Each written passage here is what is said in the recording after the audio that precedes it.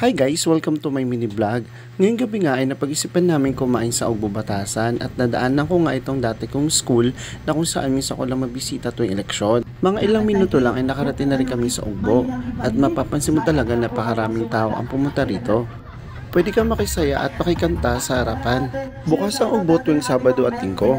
Sa mga oras na ito ay pumipili na kami ng pagkain namin at hindi talaga namin alam kung anong sisimulan namin kainin dahil napakarami ng pagkain ang nagtitinda dito. Sa mga oras na ito ay naghahanap na kami ng pagkain na gusto namin kainin. Napansin ko nga ang ihaw oyster nila, parang masarap at gusto kong subukan. Sa dami na nagtitinda ng pagkain, hindi namin alam kung ano una namin kakainin. Sa paglalakad namin ito, napansin namin ang Smush and Brew. Dahil parehas kami mahilig sa burger, ito na lang napapasya namin kainin. Sa mga oras na to, hindi available ang free fries nila. Okay lang sa akin dahil mababait naman ng staff nila. Banda dito sa dulo ay konti lang yung tao.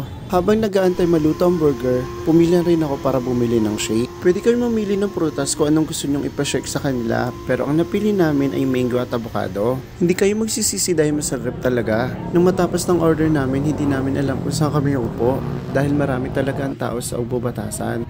Napag-isipan na nga lang namin na kumain dito sa parking ng mga motor. Ito yung unang beses na pagpunta namin dito at nakatayo kami habang kumakain. Pero okay lang dahil nag-enjoy naman kami. Habang nag-aantay kami ng upuan ni enjoy na lang namin na pagkain ng Smush and Brew. Subukan yung burger nila at napakasarap.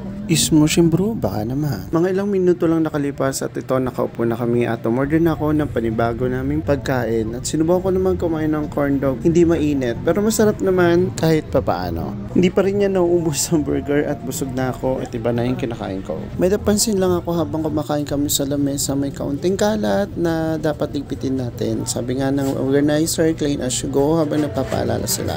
Ito na nga pinakita sa video, sana paalala lang, clean as you go. Maraming salamat sa panunood. Paalam!